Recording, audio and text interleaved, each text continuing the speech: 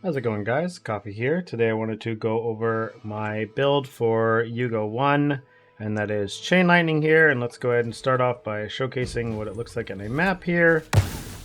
Pretty much what you're going for is you are utilizing converting your lightning damage into frost, mainly just for these resets here on your bridge of transmission, just to increase the speed of your mapping.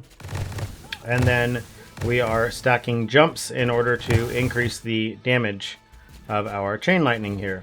You can see here kind of basically once we get to the boss, the damage isn't anything too crazy, but all in all, decently fast build. That is using our basically experienced pack spirits as well, because I am just leveling this build. So the damage itself, again, it's not doing anything too crazy yet because we need to finish leveling the build and getting the rest of the points in it, but we can kind of give a good feel for what we leveled with, or what I leveled with rather, and then what we kind of transitioned into so far. For leveling, I was using these Spring Resurrections. These are extremely strong leveling weapons. Again, you can see 120% spell damage here.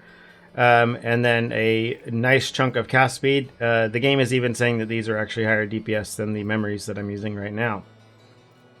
And then I was using these marksman bracers here with +3 jumps. This is important because these are you're getting basically 1 extra cast of chain lightning for every single jump you get because of the build that we have right now. For leveling, I was just using these actual air treader boots here. You don't need to go about this route, but if you do want it just an easy setup to have like a permanent 50% movement speed, I was using this, using an activation medium to trigger the Frost Terra. So you could always just spam Frost Terra the entire time while you're leveling and use a activation medium on your actual main skill. Either way around, either one works. Or you can, again, just use normal boots, whatever you can afford. For your helmet, I was running Siren Face Guard. This helmet's really inexpensive. The damage that you are getting on it is actually really nice as well. Having Biting Cold on there is just adding quite a bit of extra damage. And it does free you up to run a couple of other Empower skills without having to run your Curse on there. So there's that. And then we're just using Elemental Whisper Belt. For the necklace, I was running just a Pentagram Astrolabe for the majority of it, but once we got high enough, we did end up swapping it out for a beacon. And then for the chest, I was just using a Omniscient Prototype, the normal like Tabula Rasa kind of item here. This just helps with leveling because it gives you a ton of energy early on. Some other weapons you can look out for is Sage's Foresight. You get pretty early, or if you can get one off of the trade house, you can see it's pretty nice, but compared to the Spring Resurrections, which also have 170% spell damage, these are pretty weak because these wands are going to give you a very good sustain as well, because you're getting 17 life every time you use a skill, and you're getting mana every time you use a skill, so it makes you incredibly hard to kill. So it's really nice for survivability, so it's really big, and the build levels decently fast, so we're having a good time with it. So the core of the build and why we are running Chain Lightning is because of the 2 new supports that it has. We have Chain Lightning Web of Lightning here, which says for every 1 jump, it will release 1 additional Chain Lightning. So we are stacking as many jumps as we can. We're getting our 3 from here. We're getting our 3 off of our gloves. We're getting some off of our slates as well. You want to also actually be getting them from your candles. So you can actually get a lot of different sources of jump. We are running a Lightning to Cold, because we are converting everything to cold because of the tree that I have. And then this is the final support that you need, along with Web of Lightning, in order to ensure that you are actually shotgunning bosses. So this is to ensure you actually have some single target damage. This will allow multiple of your chain lightnings to actually target the same enemy. What that means is when there's a single enemy around, they will get hit by all 10 casts of Chain Lightning at once. For leveling, you're probably not going to end up using Psychic Burst, or you're not going to be spell bursting yet, so you want to just be running Control Spell, because you won't have enough gear to basically get a ton of cast speed to really lean into the Spell Burst, and Spell Burst is only really good once you actually get the Play Safe hero trait. or major talent rather, because it's going to allow your spell burst time to be adjusted based off of your cast speed. So it gives you really high uptime on it, and without that, it's not really as good. You can run activation medium starts for everything because of frigid transmission. So that's really nice. Early on, before you actually finish your Arcanist tree, you are just going to be running with either like Blink or Path of Flames, whatever you pick. I was using Path of Flames with an activation medium skill.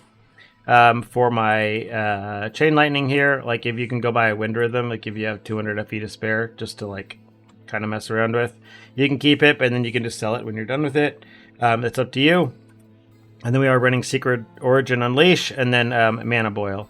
Early on, you can just run this as Biting Cold instead, just to ensure that you, because you're not going to have Mana Boil until you get the 32 points in the second tree. And then for our auras, we are just running Elemental Amplification and Ice Imbue for now.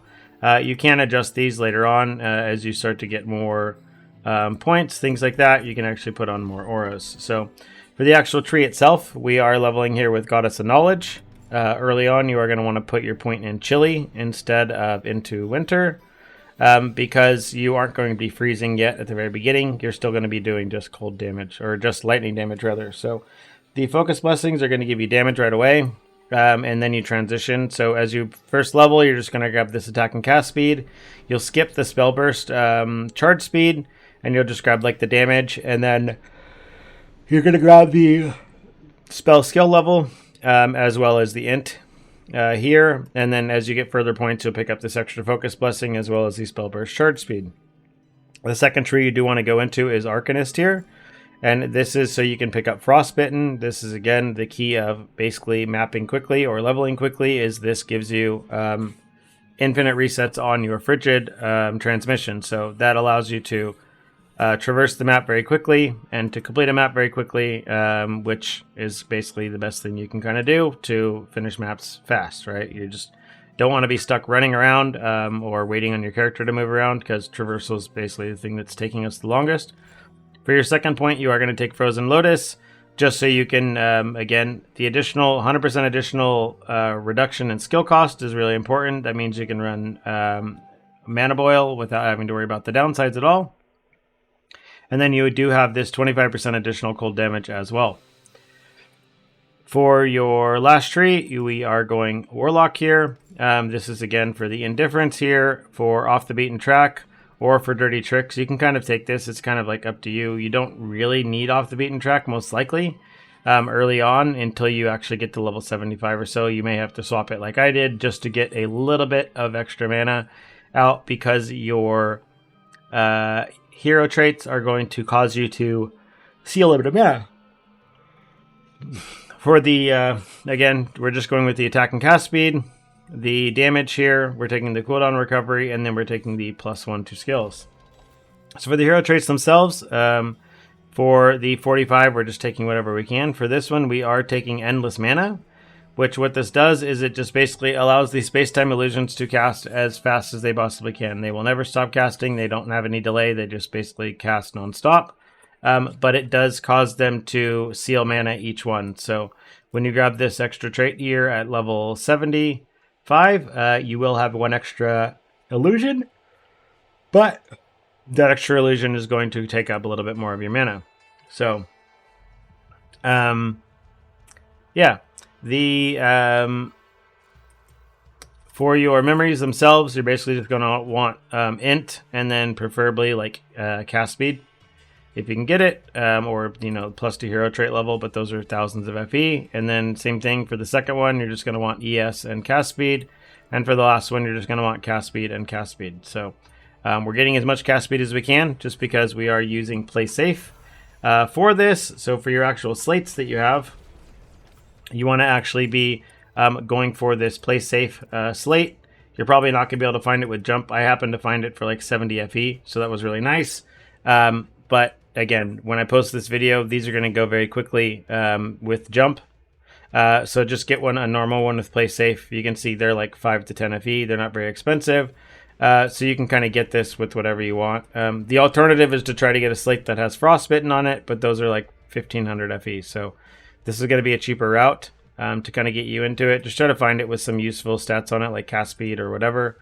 That's also really inexpensive. So you could see you might be able to find something with a bonus talent on it that you can get that's actually useful. But you know, Chili wouldn't be bad, but that's pretty expensive to go from a 5 FE to that. So keep in mind, again, you probably don't need that extra stuff. And then everything else for the slates is just going to be stacking +1 jump. So you're going to want to get this on corners of Divinity or these things, right? So we're just looking for jump. And yeah. So getting these on corners, I don't believe will be that expensive, but I mean, we can take a look. I haven't actually even looked at these myself. So yeah, just basically go into this, pick up a couple of these, and find yourself something that works that isn't going to cost you a ton of extra money. So yeah, from there, again, if you have any questions, leave them in the comments down below, and I'll be more than happy to answer them. And other than that, I will be on stream. So if you want to have any questions about the build or anything else, just pop on stream and ask me there. And other than that, see you in the next one.